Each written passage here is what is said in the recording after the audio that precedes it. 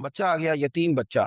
اس نے آ کے عرض کی حضور 3 گھر میں افراد ہیں، میں، میری بہن اور میری بیوہ ماں، والد حضور چلے گئے اور آج نا 3 دن ہو گئے روٹی کوئی نہیں کھائی۔ میں اس منظر کو بھی جانتا ہوں کہ جب یتیم گھر میں اکٹھے بیٹھے ہوتے ہیں اور پتہ ہوتا ہے ان کو کہ ہماری اماں کے پاس آج پیسے کوئی نہیں اور گھر میں روٹی بھی کوئی نہیں، تو پھر ان کو بھوک ہی نہیں لگتی۔ ہاں نہیں لگتی۔ اماں پوچھتی ہے پتر روٹی کھانی ہے؟ نہیں میں تو سویرے جو کھایا تھا وہ ہضم ہی نہیں ہوا، منجی شاہی کوئی نہیں۔ یہ پردے اس طرح کر کے بچائے جاتے ہیں، ایک دوسرے کو تسلیاں دینا، ایک دوسرے سے پیار کا بڑھ جانا، ایک دوسرے کے لیے جذبات اور طرح کے بن جانا، حکمت الہی کے تقاضے ہوتے۔ یا رسول اللہ صلی اللہ تعالی علیہ وسلم، بیوہ ماں ہے، یتیم بہن ہے، 3 دن سے کھایا کچھ نہیں، قربان جائیں۔ وہ گھر جہاں سے کائنات کھاتی ہے ساری، حضور نے فرمایا بلال جا کے ساری ازواج مطہرات سے پوچھ گھر میں کیا ہے۔ حضرت بلال کہتے ہیں میں سارے گھر ہی پوچھ آیا، ٹٹول آیا، ٹوٹل 21 کھجوریں نکلی۔ یہ 2 جہاں کے شاہ ہیں اور پاس کچھ رکھتے نہیں، 2 جہاں کی نعمتیں ہیں، ان کے خالی ہاتھ میں حضور کے سارے گھر کو میں ڈھونڈ 21 کھجوریں نکلی تو لا کے میں نے پیش کر دی، تو حضور نے ڈائریکٹ اس کو نہیں دی، نبی پاک نے اپنے ہاتھ پہ رکھ لی۔ اور کہتے ہیں پھر حضور نے نا اپنا منہ مبارک قریب کیا کھجوروں۔ صحابہ خود فرماتے ہیں کہ یہ جو حضور نے منہ مبارک قریب کیا ہے نا، تو نبی پاک برکت کی دعا کر رہے تھے، 21 کھجوروں پہ برکت کی دعا ہوئی۔ حضور نے اس بچے کو بلایا، تھپکی دی، فرمایا لے جا 7 تیری بہن کی۔ انہیں معمولی نہ سمجھنا ہو تو حضرت بلال کہتے ہیں حضور 3 بھی دے دینا کبھی تو 30 سال ختم ہی نہیں ہوتی، 30 سال گزر جاتے ہیں، نکالتے رہو کھاتے رہو، ختم ہی نہیں ہوتی۔ حضور نے فرمایا 7 تیری بہن کی، 7 تیری والدہ کی، اور 7 حضور نے اور بھی تلقین فرمایا ایک سویرے کھایا کرنا، ایک شام کو کھایا کر، یہ لے جا۔ حضرت سیدنا بلال حبشی کہتے ہیں رضی اللہ تعالیٰ عنہ کہ بچہ لے کے جب باہر نکلا تو حضرت سیدنا معاذ ابن جبل دوڑ کے گئے اور جا کے بچے کے سر پہ شفقت سے ہاتھ پھیرا، کہا فکر نہ کرنا، رب کریم تجھے بہترین سرپرست عطا کرے گا، پتر پریشان نہ ہونا، اللہ تیری مدد کرے گا۔ صرف حوصلہ دیا، سر پہ دست شفقت پھیرا، بچہ چلا گیا۔ تو حضور نے فرمایا معاذ ادھر آؤ نا ذرا۔ یا رسول اللہ حکم ہو۔ فرمایا کس چیز نے تمہیں اٹھایا بچے کے سر پہ ہاتھ رکھنے کے لیے؟ کس نے تمہیں کہا؟ کس چیز نے تمہیں اٹھایا جو تم بچے تک پہنچ گئے؟ عرض کی یا رسول اللہ وہ جو میرے دل میں اللہ نے یتیم کے لیے رحمت رکھی ہے نا، اس نے مجھے اٹھایا تھا، اور میں نے جا کے اس کے سر پہ دست شفقت پھیرا۔ تو حضور فرمانے لگے سن پھر، جو کسی یتیم کے سر پہ خالی ہاتھ بھی پھیر دے، جتنے بال اس کے ہاتھ کے نیچے آئیں گے نا، رب اتنی خطائیں معاف کرے گا، اتنی نیکیاں دے گا، اتنی درجے اس کو بلند کر دے گا۔ خالی دست شفقت ہی پھیر دے، دینا دلانا تو بعد کی بات ہے، اس کا خیال رکھنا۔ تو یہ جو ہمارے مدارس ہے نا، ان میں اکثر بچے غریب ہوتے ہیں، لیکن کچھ بچے تگڑے گھروں کے بھی ہوتے ہیں، مالدار گھروں کے بھی۔ اس میں اگر کوئی ایسا بچہ آ بھی جاتا ہے نا جو یتیم ہے، کمزور ہے، تو وہ اپنے آپ کو محسوس نہیں کرتا کمزور، کیونکہ وہ یہ نہیں سمجھتا کہ میں یتیم خانے میں آیا ہوں۔ اس کے ذہن میں مائنڈ سیٹ یہ ہوتا ہے کہ میں مدرسے میں آیا ہوں اور میں پڑھنے کے لیے آیا، اور چونکہ وہ کچھ وزادار بچے، مالدار بچوں کے ساتھ وقت گزارتا ہے، اسی دسترخوان پہ بیٹھ کے کھاتا ہے، اسی کلاس میں سب کے ساتھ بیٹھ کے پڑھتا ہے، تو اس کی عزت نفس مجروح ہونے کی بجائے طاقت پکڑتی۔ وہ برابری کی سطح پہ جب آتا ہے تو اسے محسوس ہوتا ہے کہ مجھے عزت دی جا رہی۔ اس لیے مدارس اسلامیہ میری نظر سب سے مضبوط جگہ ہیں جہاں مساکین کی، یتیموں کی، غریبوں کی صحیح معنوں میں کفالت بھی ہوتی ہے، تعلیم بھی ہوتی ہے، عزت بھی ہوتی ہے، تربیت بھی ہوتی ہے۔ میرے رسول کریم علیہ السلام بڑے انہماک کے ساتھ، بڑے توجہ کے ساتھ۔ اچھا ایک کام اور ہوتا ہے ہمارے ہاں، وہ کیا ہے؟ اگر کوئی یتیم مال چھوڑ گیا نا اس کا باپ، تو پھر تو وارے نہیں آ رہے ہیں اس کے، پھر تو اللہ خیر کرے کہ بہت سارے مل جائیں گے کفالت کرنے والے، بہت سارے ملیں گے دھیان رکھنے والے، بڑے سارے ملیں گے توجہ دینے والے۔ قرآن مجید نے فرما دیا ہے کہ جو یتیم کا مال کھاتا ہے وہ سمجھ لے کہ میں مال نہیں کھا رہا، میں آگ کھا رہا ہوں، آگ کھا رہا ہوں، آگ۔ سورہ نساء دیکھیے۔ ہمارے ہاں اگر تو وہ مال چھوڑ گیا ہے تو پھر تو بہت سارے رشتہ دار مستقل اس کے محلے میں مکان لینے کو تیار ہو جاتے، الا ماشاء اللہ۔ پھر تو بڑے سارے ایسے بھی رشتہ دار بن جاتے ہیں جن کو والد کی موجودگی میں کبھی زیارت کا موقع بھی نہیں ملا تھا۔ یہ مال جو یتیم کا ہے اس کی تو زیادہ حفاظت کرنی تھی۔ ہم کئی دفعہ مسئلہ بتاتے ہیں، لوگ فتویٰ بازی شروع کر دیتے۔ مجھے بلایا گیا کہ ایک صاحب کا انتقال ہو گیا، تو ان کا ختم شریف ہے، تو بچے ان کے نابالغ ہیں، تو میں نے کہا کہ آپ اس طرح کریں، ان کے مال میں سے زیادہ پیسے نہ صرف کریں۔ نہیں جی نہیں، بڑے پیسے کمائے ہیں جی، اس نے ساری زندگی باہر نکالی ہے تو لاکھوں کروڑوں کمائے ہیں، تو چھوٹا گوشت پکائیں گے، بکرے کا گوشت پکائیں گے اور ہم ان کا ختم شریف دلائیں گے۔ تو میں نے کہا صاحب آپ رشتہ دار ہیں، ان کے بچوں کے مال کی حفاظت کریں. ختم شریف تو اس میں گوشت زیادہ ہونا ضروری نہیں، اس میں تو درد سے دعا کرنا ضروری ہے، اس میں تو تلاوت قرآن پاک کے سال ثواب میں ضروری ہے، ذکر اذکار ضروری ہے. لیکن کیا کیا جاتا ہے کہ بے دریغ مال ان کا اگر ہو تو. ایک حدیث پاک ہے بخاری مسلم میں، بڑے غور سے سنیے، اور اس کے اندر جتنے پہلو ہیں ان پر پوری توجہ دیجیے گا کہ کہیں ہم ادھر آ تو نہیں گئے. رسول پاک صلی اللہ علیہ وسلم نا ہمارے لیے سب سے بڑے حکیم ہیں، سب سے زیادہ حکمت حضور نے ہمیں بتلائی ہے کہ اس رستے چلو گے تو بچو گے، اس رستے جاؤ گے تو ہلاک ہو جاؤ گے. نبی کریم علیہ السلام نے فرمایا، بخاری مسلم میں فرمایا، 7 ہلاک کرنے والی چیزوں سے بچنا، اگر ان میں تم چلے گئے تو ہلاک ہو جاؤ گے. 7 چیزیں ہیں جو تمہیں ہلاک کر دیں، برباد ہو جاؤ گے، تباہ ہو جاؤ گے، ہلاکت کا سفر ہے یہ. 7 چیزوں سے بچو. یا رسول اللہ صلی اللہ علیہ وسلم وہ کون کون سی؟ تو حضور نے فرمایا، اللہ کے ساتھ شریک نہ کرنا، ہلاک ہو جاؤ. دوسرا نبی پاک صلی اللہ علیہ وسلم نے فرمایا، جادو نہ کرنا، ہلاک ہو جاؤ گے، ہلاک. اور یار جسے حضور فرما رہے ہیں ہلاک ہو جائے وہ بچے گا. نبی پاک صلی اللہ علیہ وسلم نے تیسرے نمبر پر فرمایا، جس شخص کے قتل کرنے کو اللہ نے حرام قرار دیا ہے اسے قتل نہ کرنا، ہلاک ہو جاؤ.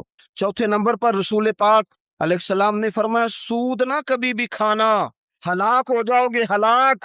بڑی بڑی دلیلیں دی بینک والوں نے، بڑا سمجھایا تو حاجی صاحب مان گئے، محترم مان گئے، کہنے لگے نہیں جی نہیں، وہ کاروبار میں لگاتے ہیں. بڑے بھولے بالے ہیں ہم، پتہ سارا ہے. اور دیکھو سب کاموں کے باوجود مستقل بینکوں میں پیسے اس اکاؤنٹ میں رکھے ہوئے ہیں جہاں سے مستقل سود آتا ہے. حضور نے فرمایا نہ کرنا یہ کام. تو کہتا ہے میں سود پہ پیسے لے کے کاروبار چمکاؤں گا، تیرے نبی پاک نے تو فرمایا تو ہلاک ہو جائے گا. تو کہتا ہے میں میل لگاؤں گا، حضور نے تو فرمایا ہلاکت ہے. تو کہتا ہے میں بڑا کچھ کر جاؤں گا تو ہلاکت ہے. اچھی طرح سمجھ لیں، اصل مال بھی ضائع ہو جاتا ہے اس بندے کا جو سود کا مال ملا لیتا ہے، اصل برکت بھی اڑ جاتی. اور میرے نبی پاک صلی اللہ علیہ وسلم نے 5ویں نمبر پہ فرمایا، یتیم کا مال نہ کھانا، ہلاک ہو جاؤ گے.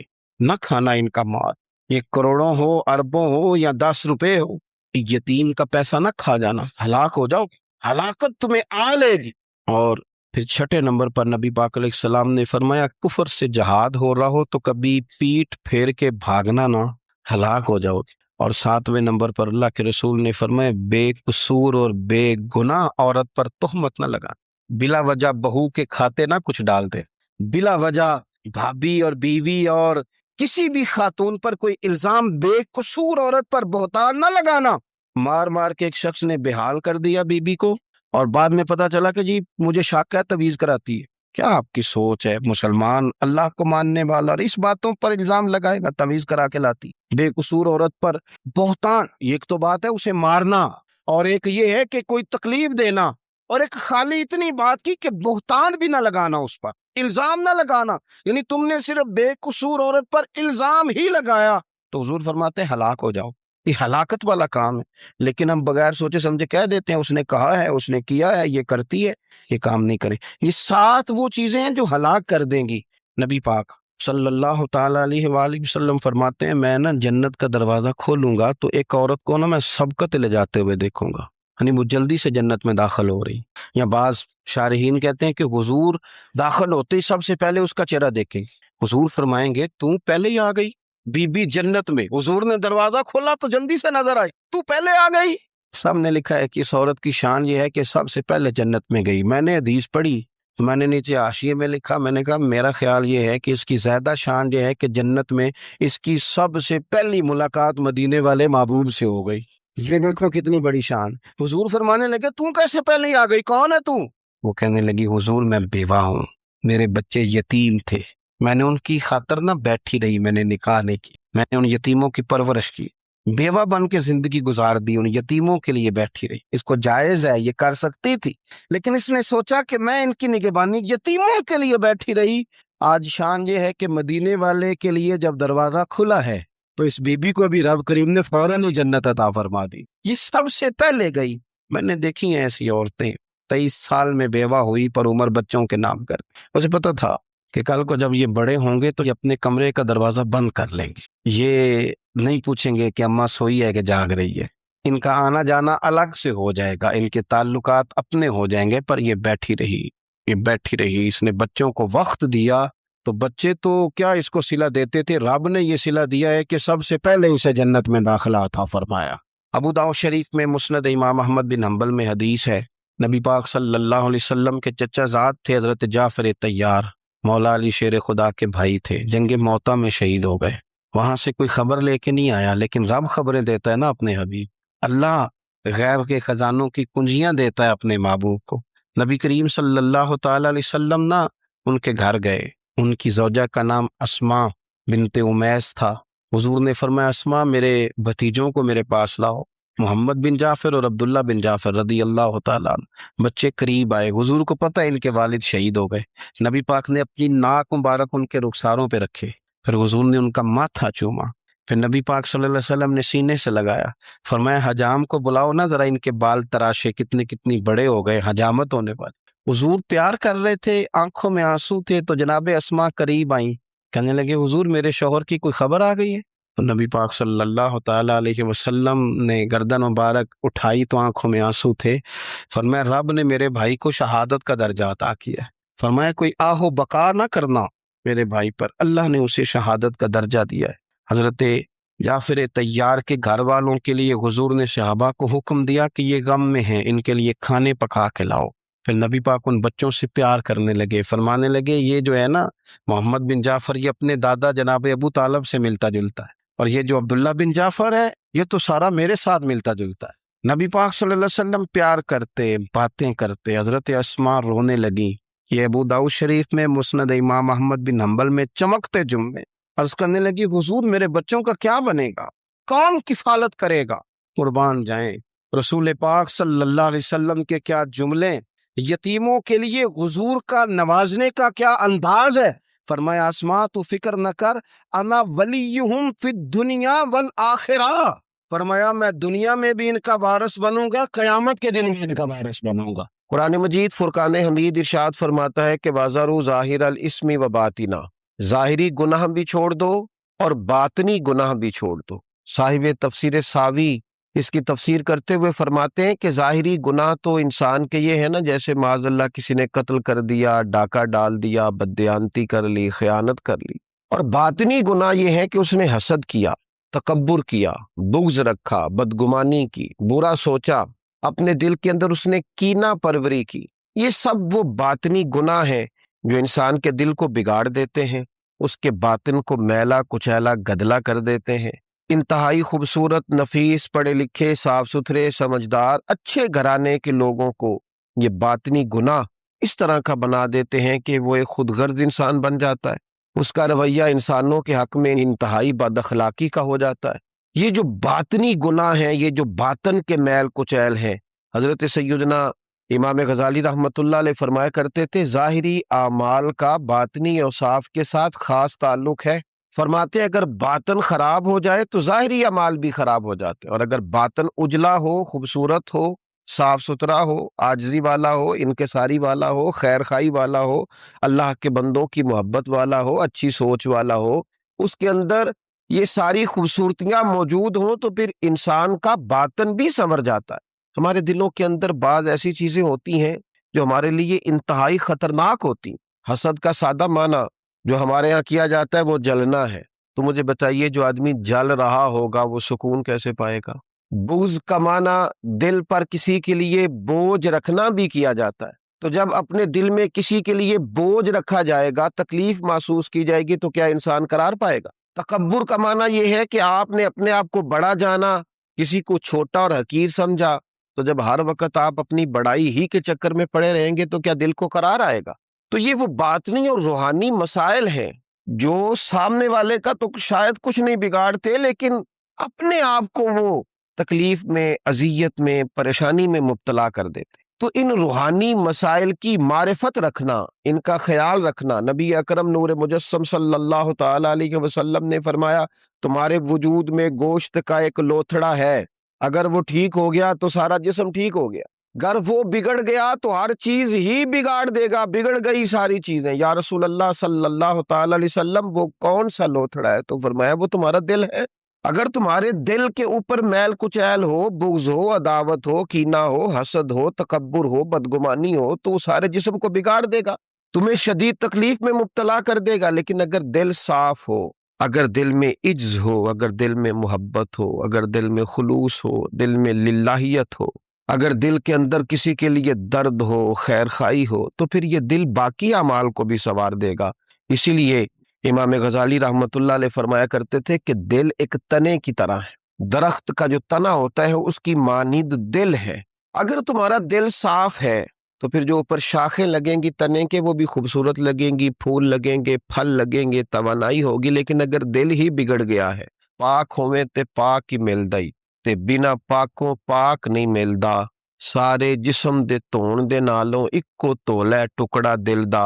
اور اقبال کہنے لگے دلے بیدار پیدا کر کہ دل خوابیدہ ہے جب تک، نہ تیری ضرب ہے کاری نہ میری ضرب ہے کاری۔ دل اگر صاف ہو، یہ جو باطنی ہمارے مسائل ہیں، یہ جو روحانی مسائل ہیں، جب تک ان کا ادراک نہیں ہوتا، اعلیٰ حضرت فاضل بریلوی رحمۃ اللہ علیہ فتاوی رضویہ شریف میں ارشاد فرماتے ہیں کہ جو مسائل ہیں نا علم قلب کے، دل کے جو مسائل ہیں، فرماتے ہیں یہ بھی فرض ہے ان کا سیکھنا بھی۔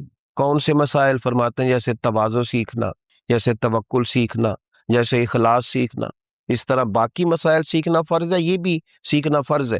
اور فرماتے ہیں جس طرح بہت سے حرام چیزوں کی معلومات ہونی چاہیے کہ یہ ٹھیک نہیں، یہ منع ہے، یہ درست نہیں ہے، اس سے اللہ رسول ناراض ہو جائیں گے، اسی طرح جو محرمات باطنیہ ہے، یعنی تکبر ہے، ریا ہے، عجب ہے، حسد ہے، ان کی معلومات ہونا بھی ہر مسلمان کے لیے فرض ہے۔ اور پھر آگے چل کے آپ ارشاد فرماتے ہیں عظیم روحانی پیشوا سلسلہ قادریہ کے عظیم روحانی بزرگ اعلیٰ حضرت فاضل بریلوی رحمۃ اللہ علیہ ارشاد فرماتے ہیں جس طرح پنجگانہ نمازوں کی فرضیت جاننا ضروری ہے، اسی طرح حصول اخلاص کا علم ہونا بھی ضروری ہے، اس لیے کہ ہر عمل کی صحت، ہر عمل کا ٹھیک ہونا، اللہ کی بارگاہ میں قبول ہونا اخلاص ہی کی بنیاد پر ہے۔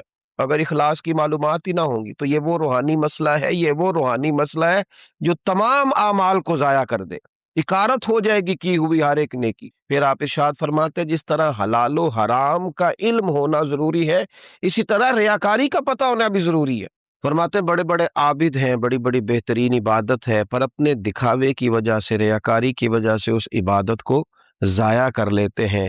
اعلیٰ حضرت فاضل بریلوی رحمۃ اللہ علیہ فرماتے ہیں جس طرح ظاہری اعمال، ان کے فرائض سنن واجبات کا جاننا ضروری ہے، اسی طرح انسان کے لیے خود بینی اور حسد کے مسائل کا جاننا بھی ضروری ہے، اس لیے کہ حسد تو اعمال کو کھا جاتا ہے جس طرح لکڑیاں کھا جاتی۔ یہ جو روحانی مسائل ہیں، یہ جو اندر پنپ رہے ہوتے ہیں، اور امام غزالی رحمۃ اللہ علیہ فرماتے ہیں اس میں تخصیص نہیں کہ یہ تکبر، حسد، بغض، عداوت صرف جہلاء میں ہوتا ہے، کہتے ہیں یہ پڑھے لکھے لوگوں میں بھی ہوتا ہے۔ اس میں تخصیص نہیں کہ یہ صرف غریبوں میں ہوتا ہے، یہ امیروں میں بھی ہوتا ہے، یہ صرف نادانوں میں نہیں ہوتا، سمجھدار لوگوں میں بھی ہوتا ہے۔ ان اعمال کا جاننا، ان کا حساب کرنا، یہ بڑا روحانی موسم ہے رمضان المبارک کا۔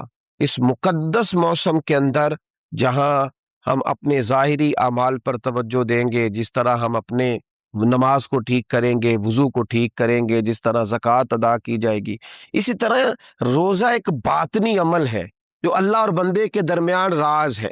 تو روزے کے باطنی عمل کے ساتھ ساتھ ہم اپنے باقی اعمال پر بھی توجہ کریں کہ ہمارا دل کہیں حسد کا شکار تو نہیں، بغض کا شکار تو نہیں، عداوت کا شکار تو نہیں، بدگمانی کا شکار تو نہیں، عجب کا شکار تو نہیں۔